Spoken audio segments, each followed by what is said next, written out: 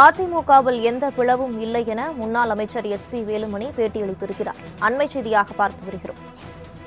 அதிமுகவை பற்றி தேவையில்லாமல் தவறான செய்தியை பரப்பி வருகிறார்கள் எனவும் முன்னாள் அமைச்சர் எஸ்பி வேலுமணி தெரிவித்திருக்கிறார். இது தொடர்பான கூடுதல் விவரங்களை வழங்குவதற்காக செய்தியாளர் ராஜேஷ் இணைப்பில் இருக்கிறார். வணக்கம் ராஜேஷ், விவரங்களை பதிவு பண்ணலாம். அதிமுகவில் மீண்டும் ஓ பன்னீர்செல்வம் இணைய உள்ளதாக பல்வேறு தகவல்கள் வெளியாகின. அதிமுகவை ஒன்றிணைப்பதற்கான முயற்சிகளை செங்கோட்டையன் முன்னாள் அமைச்சர்கள் செங்கோட்டையன் மற்றும் எஸ்பி வேலுமணி முன்னெடுத்திருப்பதாக பல தகவல்கள் வெளியான நிலையில் கோயம்புத்தூரில் இருக்கக்கூடிய விமான நிலையத்தில் எஸ்பி வேலுமணி செய்தியாளர்களை சந்தித்தார்.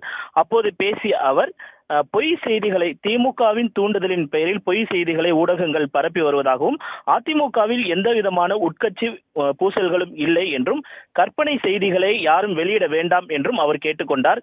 மேலும் எடப்பாடி பழனிசாமி கட்சியையும் ஆட்சியையும் சிறப்பாக வழிநடத்தி வந்தவர் என்றும் எடப்பாடி பழனிசாமியின் தலைமையில் அதிமுக சிறப்பாக செயல்படுவதாக அவர் கூறியுள்ளார். மேலும் கட்சிக்குள் எந்தவித பிரச்சனை வந்தாலும் அனைத்து மூத்த நிர்வாகிகளுடன் கலந்து ஆலோசித்த பின்புதான் எடப்பாடி பழனிசாமி முடிவெடுப்பார் என்றும் அவர் குறிப்பிட்டிருக்கிறார். மேலும் ஓ பன்னீர்செல்வம் இணைப்பு குறித்து கேட்ட பொழுது அதற்கு பின்பு முடிவு செய்யப்படும், அதற்கான மூத்த நிர்வாகிகள் இருக்கிறார்கள், அவர்களுடன் கலந்து ஆலோசித்த பின்பு ஒரு முடிவு எட்டப்படும் என்றெல்லாம் அவர் தெரிவித்திருக்கிறார்.